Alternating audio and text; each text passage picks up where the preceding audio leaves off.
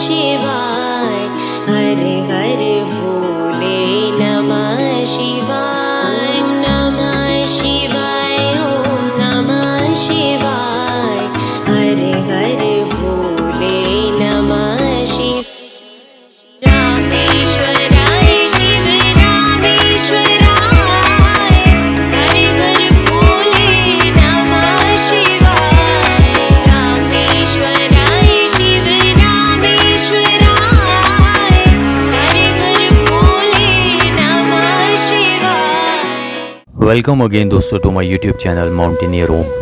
वही महीना जून का, वही तारीख 21 जून, वही समय, वही यादें, सिर्फ बदला है तो साल। जी हाँ, 2023 में मैं आपको एक बार फिर से लेकर चलता हूँ एक नई ऊंचाइयों पर, एक अत्यधिक दुर्गम यात्रा पर।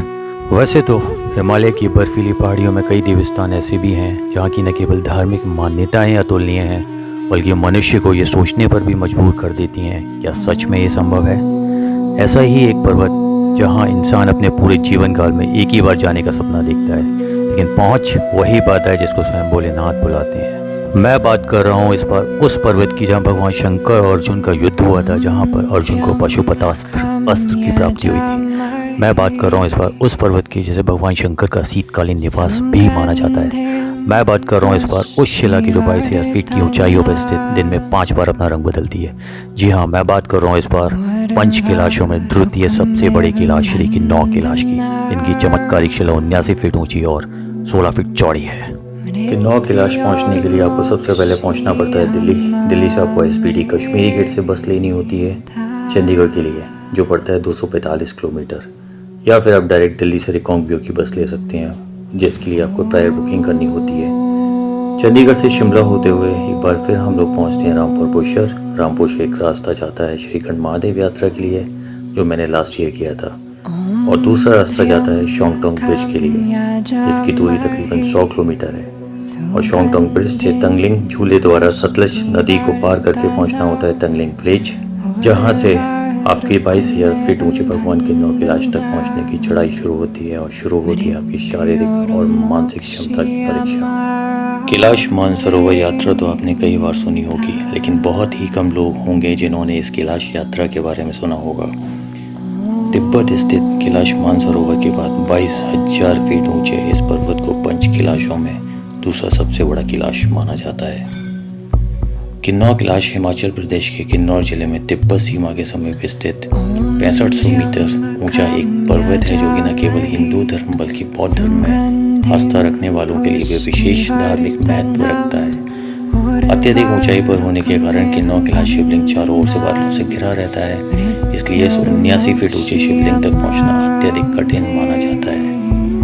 देखने में किन्नौर कैलाश शिवलिंग का आकार त्रिशूल जैसा लगता है, और ये पार्वती कुंड के बहुत नज़दीक भी है। उनके करण और हमें अर्जुन, और देखो व्यू किन्नौर कैलाश की ग्रीनरी। अभी हम लोग जा रहे हैं किन्नौर कैलाश, और अभी हमने अपनी जर्नी स्टार्ट की है, जस्ट अभी शुरू की है, नाश्ता करने के बाद और नहाने के बाद।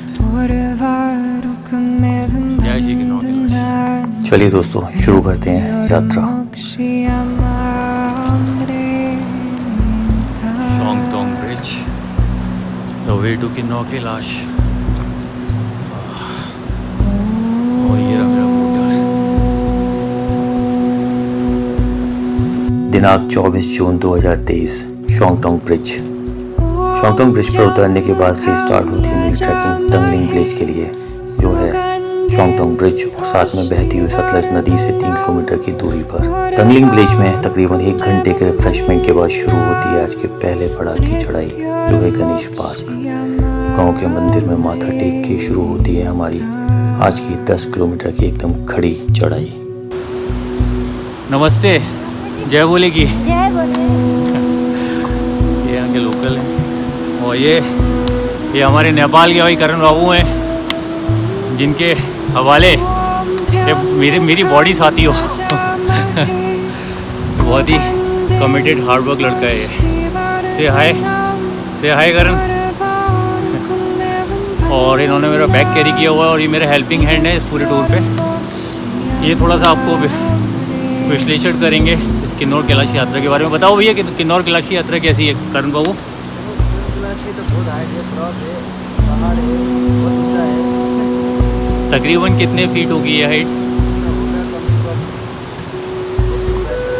22,000 फीट के आसपास है। इस यात्रा की सबसे बड़ी डिफ़िकल्टी ये है कि यहाँ पर पानी के सोर्सेज बहुत लिमिटेड हैं। या तंगलिंग विलेज से लेके गणेश पार्क तक सिर्फ एक ही जगह पानी अवेलेबल है, जो है कैलाश के आखिरी ढाबे के पास, और उसी पानी के स्टॉक से आपको सारा दिन सर्वाइव करना होता है। और दूसरी डिफ़िकल्टी है 500 मीटर के पास से बिल्कुल खड़ी चढ़ाई। तो जो लोग इस यात्रा को करना चाहते हैं या आने की सोच रहे हैं, अपना पोटेंशियल देख के, और अगर किसी भी बीमारी से आप ग्रस्त हो तो अपने डॉक्टर की परमिशन लेकर ही आएँ। इस चीज़ को नज़रअंदाज करने की चेष्टा बिल्कुल ना करें। और तीसरी सबसे इम्पॉर्टेंट बात, अगर आप इस यात्रा को अनऑफिशियल डेट्स में करते हैं तो बिना बॉर्डर के ऊपर जाने की गलती बिल्कुल ना करें, क्योंकि वो गलती जानलेवा भी हो सकती है। मेरी पिछले साल की यात्रा से भी ज़्यादा टफ इस बार की किन्नौर कैलाश की यात्रा है। शेरू, ग्रेट शेरू है। अरे अरे भाग कर इधर तो शेरू, शेरू कमान, शेरू कमान, शेरू कमान, शेरू भाग गया। नहीं, no no no no no, Sheru Sheru. तो आंटी आखिरी ढाबा है मतलब, इसका तो मैंने बहुत देखा यूट्यूब में भी, सीजन में तो बहुत चल रहता होगा यहाँ पे क्राउड। आप ही यहाँ के हो ना?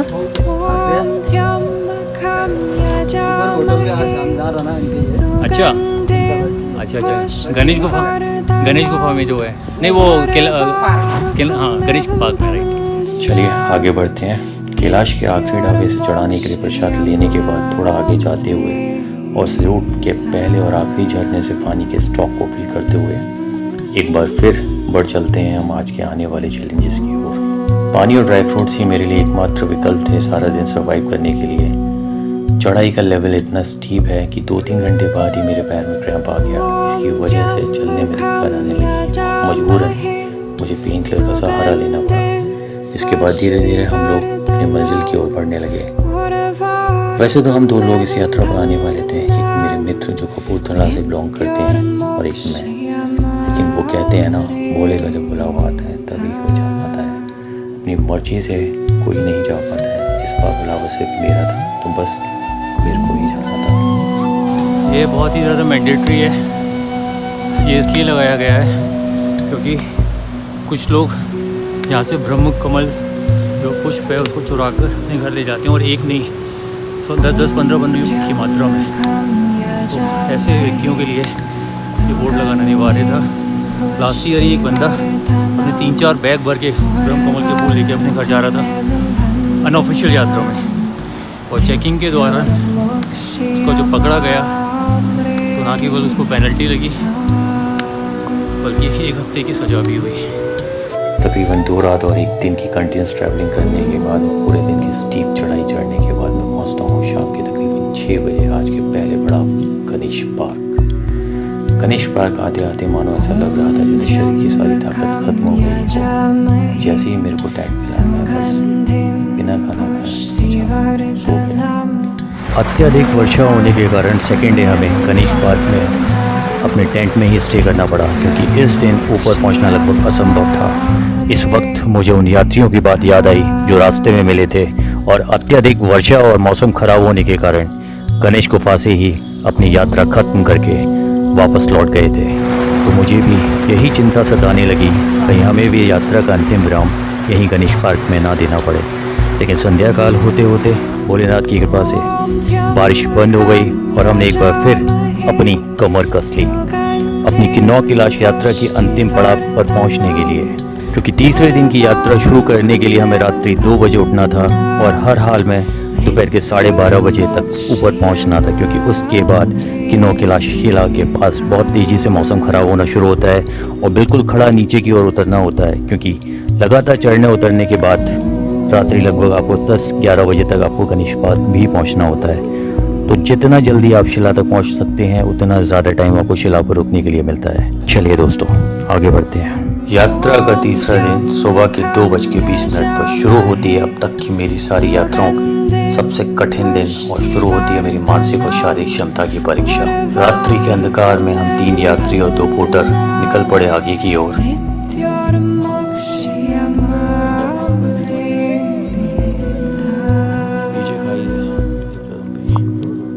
इस वक्त हमारे पास आगे का रास्ता देखने के लिए एकमात्र विकल्प टॉर्च था। रास्ते में गहरी खाइयाँ और पथरीले रास्ते से होकर रात के 2:20 पर चलना एक अलग ही एक्सपीरियंस था। यहाँ आपको कंसंट्रेशन लेवल को अपने फियर पर हावी नहीं होने देना होता है, क्योंकि यहाँ छोटी सी गलती से सर्वाइविंग चांसेस बिल्कुल ज़ीरो होते हैं। अनऑफिशियल यात्रा का एक साइड इफ़ेक्ट ये भी है कि आपको रेस्क्यू नहीं मिलता है।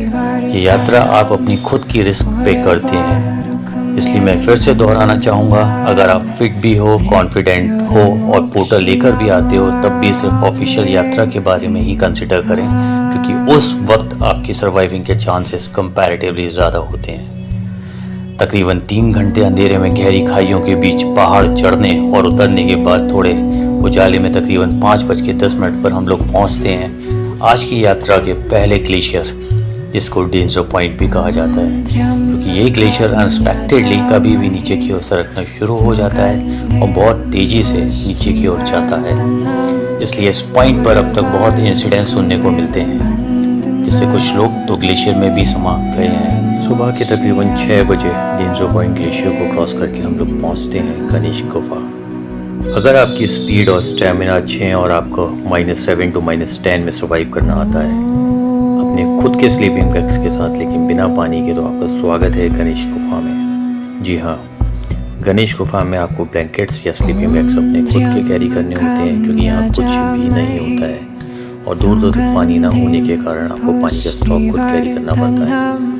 तकरीबन सुबह के 6:30 बजे हम लोगों ने 15 मिनट का ब्रेक लिया और उसमें लिया पराठा, जो हमने रात्रि में ही गणेश पार्क में पैक करवा दिया था।